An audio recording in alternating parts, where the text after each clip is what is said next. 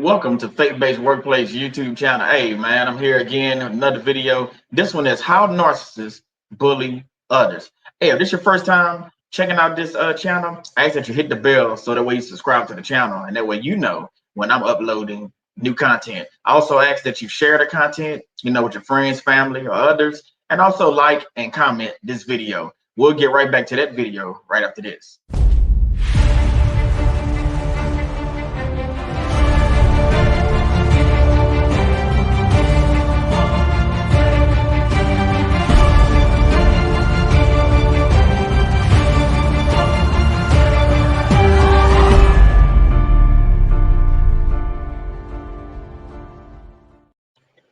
Hey, welcome back. You still here? That's awesome.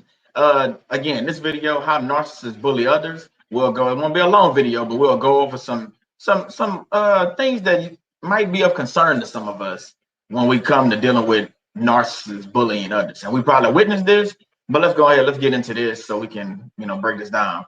Narcissists love to gaslight people. If you've been to my channel before, you've been to other channels, you probably know what gaslighting is. You've probably been a victim of gaslighting. So we all on the same page. We'll discuss gaslighting briefly. Gaslighting is basically when someone tells you something that you know to be true, but they tell it in a way that you start believing a lie that they're telling you. So basically, an example of that is like, you've seen them do something. You've seen them rob a store. Let's go real, small. You've seen them rob a store and they tell you, no, it wasn't me, but you've seen them. So they're gaslighting you, even though you've seen them drive up in the car, their car. You see they have a mask on, so you see their face, but they'll deny it and say that wasn't me. So narcissists love to bully others by doing things like this, especially in the workplace or even in your own home. They will do things to gaslight you, so that way you're not believing things, and they're trying to drive you crazy is what I'm getting at. So you want to pay attention to those things because that is a form of bullying. Next, projecting. Boy, I tell you, them narcissists, they like to do things, don't they? So narcissists, they love to play what I call bait and switch. So they'll bait you in with whatever it is, and then they'll switch it by, so it could be allegations, things like that. So when they bait you in and get you to believe in, things that they said have happened, or they'll get other people to believe, things about you, which is, we'll talk about that here shortly, the smear campaign. Well, they'll switch it and they'll play victim. So they done baited everybody in to, it's a method, it's a fake scheme, almost like, like they say fake news. It's what it is. So they'll bring you in and have you thinking that the other person is actually doing something to them, when all in all, the narcissist was doing something to them the whole time. Yeah, I know it sucks. Sucks all the time. It's not one of those things that, you're like, wait, what? But let's get into the first Bible verse. I like to do Bible verses.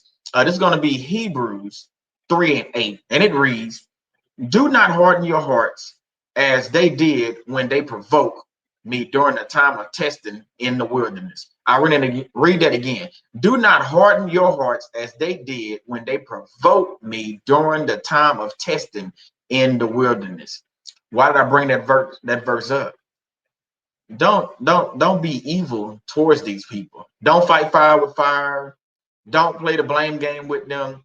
Stand your ground. Set your boundaries. Be confident in who you are, and be confident that God is going to rectify this situation. That's what you should do. All right, let's move on to the next point. I just want to make sure we all on the same page. Let's move on to the next point. Aggressiveness.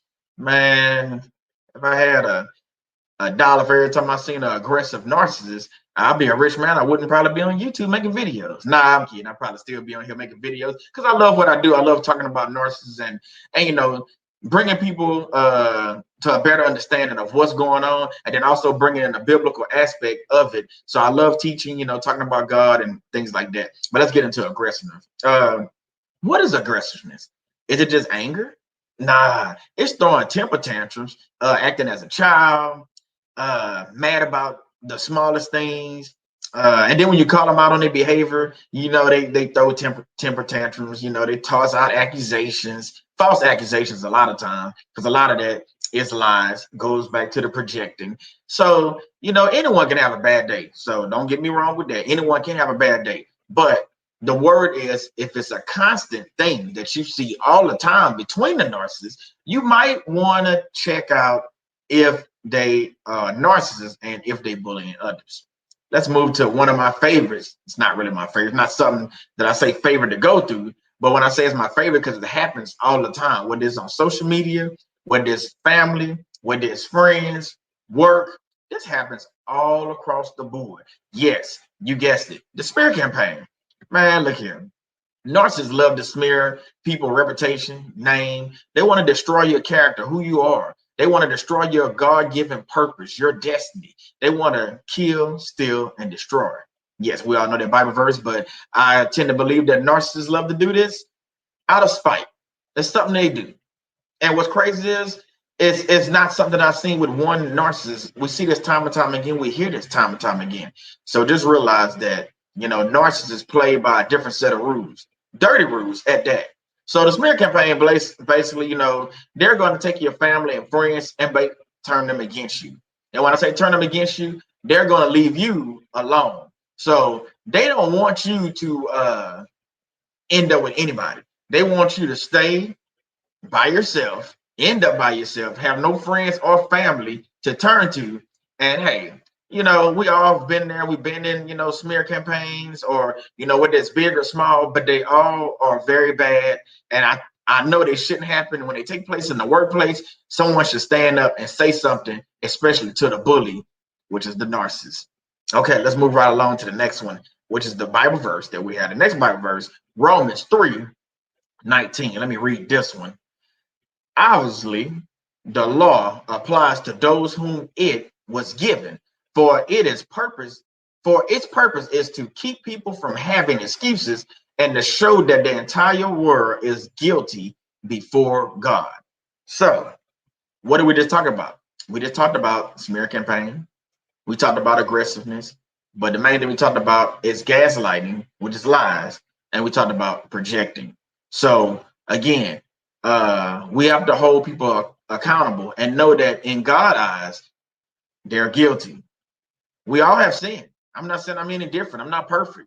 I never said I was. Never claimed to be. Never will claim to be, I should say. So I'm not perfect. I didn't sin. I still sin times, what the small things or whatever, still sin like anybody else. But we have to realize that, we have to repent for our sins and we have to hold each other accountable. Dealing with a narcissist, a bullying narcissist, we have to recognize and we have to stand up for, that's why I ask the question sometimes, am I my brother's keeper?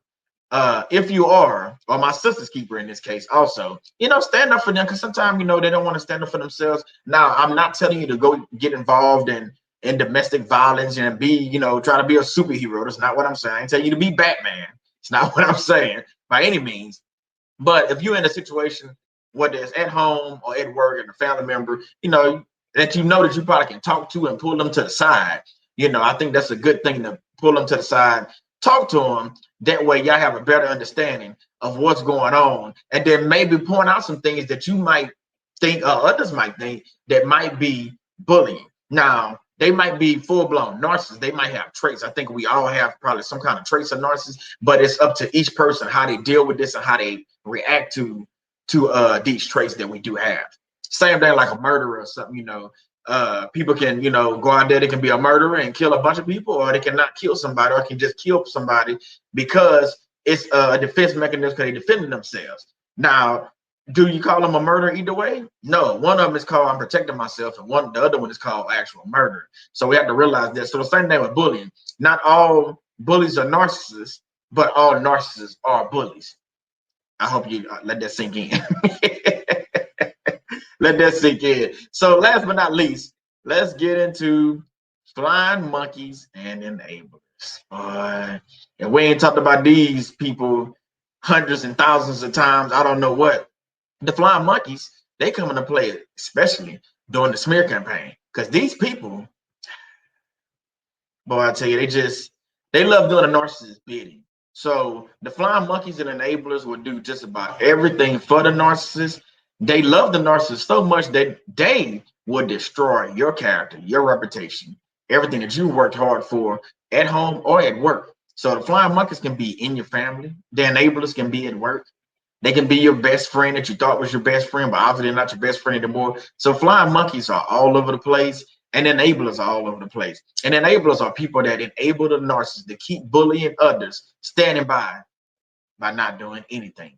So by not saying anything, you still made a statement because you're not doing anything. So hey, this video again, hey, I just wanted to bring this short video to you, how narcissists bully others. Hey, again, subscribe, click the bell, like, comment. Hey, ask questions. You know, if you want to ask questions in the comment, and I'll post a question also in the comment to get the chat started. But hey, again, thank y'all for tuning in. Again, this is Faith-Based Workplace, and I'll see you next time.